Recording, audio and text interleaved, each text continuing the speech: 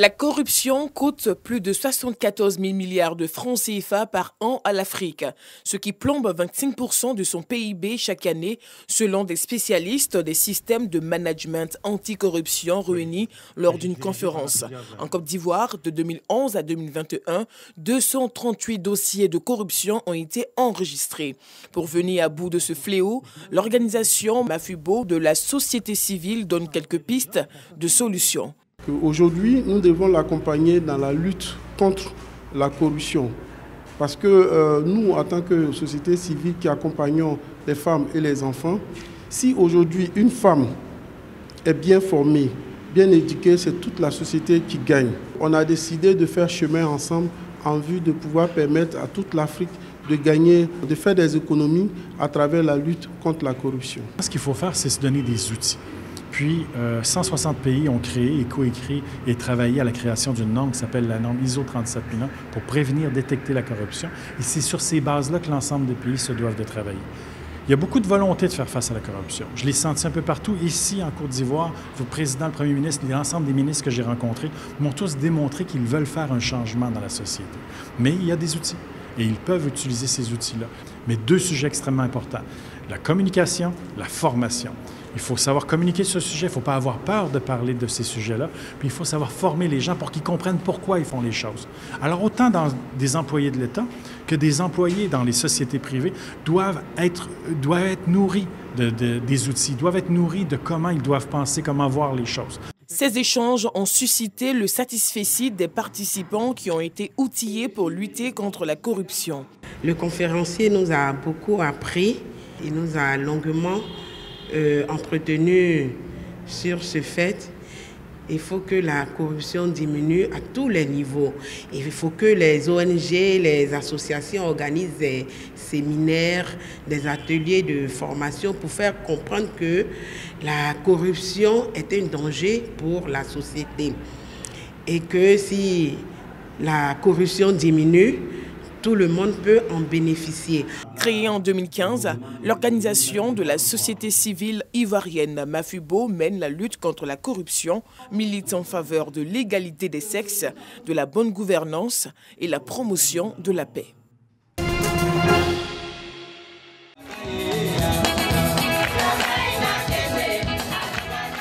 Des chants et pas de danse pour marquer les festivités des fêtes de fin d'année doublées de la cérémonie des silences de cet établissement scolaire.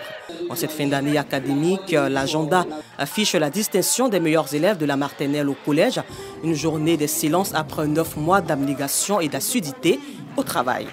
C'est pour nous l'occasion de magnifier et de promouvoir la culture de l'excellence dans notre établissement.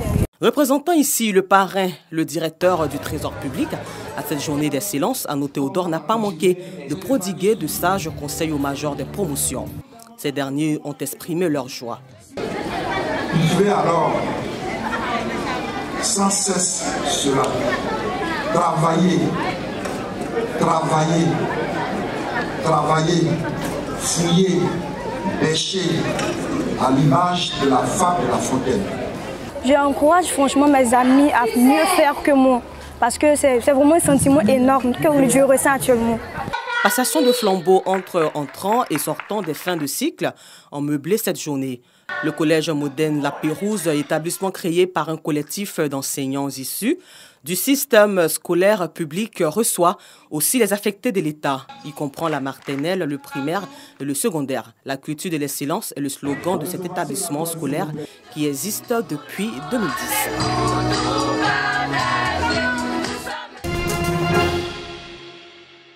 Lors de ce rassemblement, les membres de la Fédération des familles pour la paix mondiale et l'unification section Côte d'Ivoire ont prié pour la paix et la stabilité dans le pays.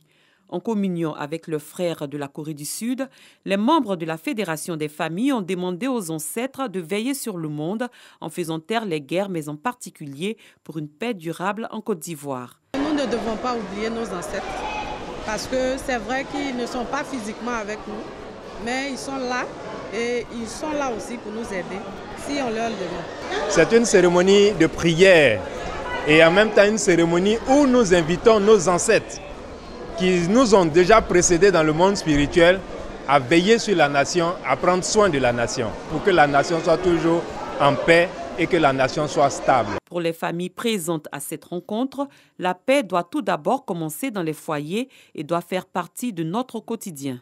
Les familles sont les cellules de base de la société. Et si dans la famille il y a la paix, mais naturellement dans la société, dans la nation et dans le monde, il y aura la paix.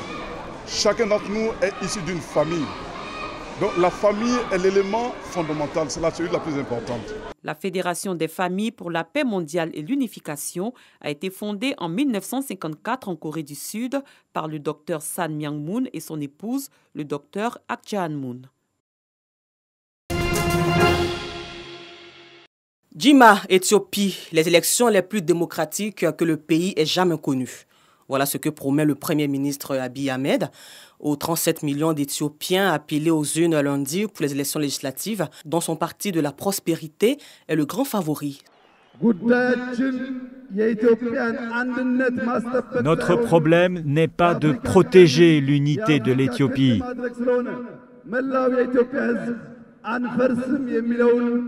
mais plutôt de faire de l'Éthiopie la force de la Corne de l'Afrique. Celui qui avait reçu le prix Nobel de la paix en 2019 pour avoir opéré un rapprochement spectaculaire avec l'Érythrée voisine espère obtenir la bénédiction populaire qui lui manque 3 ans après sa nomination à la tête du gouvernement. Addis Abeba, Éthiopie, sa volonté de modernisation du deuxième pays le plus peuplé d'Afrique s'est heurtée à de multiples urgences, à commencer par la pandémie de la Covid-19 et le conflit au Tigré où le scrutin a été reporté. À Mylène, Éthiopie toujours, les combats se poursuivent avec les forces dissidentes de cette région du nord du pays et la situation humanitaire est dramatique. Et selon l'ONU, 91% de la population du Tigré a besoin d'une aide alimentaire d'urgence.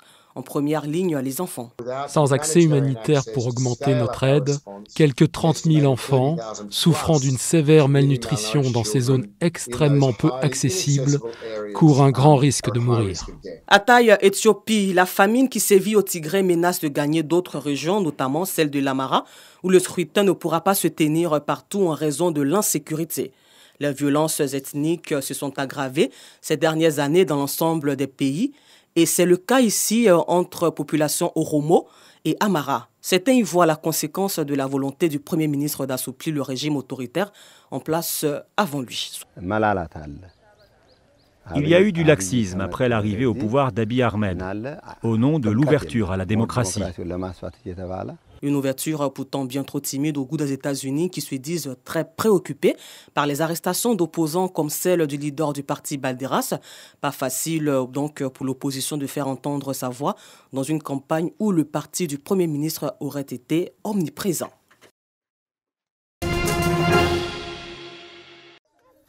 Hakima et sa fille de 4 ans sont toutes les deux séropositives. Elles ont été diagnostiquées en 2019. Ma fille et moi recevons un traitement, mais il n'est pas satisfaisant. Nous voulons un traitement qui puisse nous guérir complètement. Comment on peut donner un traitement à un enfant à vie? Parfois, nous oublions même de lui donner ou bien elle fait des histoires pour les prendre. Nous sommes pauvres et je me lève très tôt pour aller travailler. Qui peut lui donner ces médicaments régulièrement? Dans ce petit village, près de 30 enfants sont positifs au VIH. Ils ont tous été victimes du réemploi systématique de seringues usagées. Il serait près de 1500 dans ce cas. Un scandale de santé publique révélé par ce médecin. Cela a été un choc. J'ai été sidéré quand j'ai vu ce bébé avec des antécédents médicaux qui avaient le VIH. Comment avait-elle attrapé le VIH? En 2 mois, j'ai trouvé 20 autres cas. Ils avaient tous la même histoire, les mêmes symptômes. Et ils étaient tous positifs au VIH. Depuis, le gouvernement oblige les médecins à utiliser des seringues à usage unique. C'est trop beau pour être vrai et trop optimiste pour croire qu'il n'y a plus de transition. Le virus du sida continue de circuler à l'Aracana. Et la vérité est que notre rythme de dépistage a ralenti. Les traitements antiviraux sont gratuits, mais les familles doivent couvrir les frais annexes liés à la maladie. Ils nous disent de faire des examens médicaux dans une clinique privée. Nous n'avons pas assez d'argent. Nous devons nourrir notre famille. Et comment payer un traitement? Je n'ai pas les moyens de faire passer des échographies. Je ne suis pas le seul. Nous sommes tous pauvres dans le village. सब गरीब मिस्किन लोग हैं।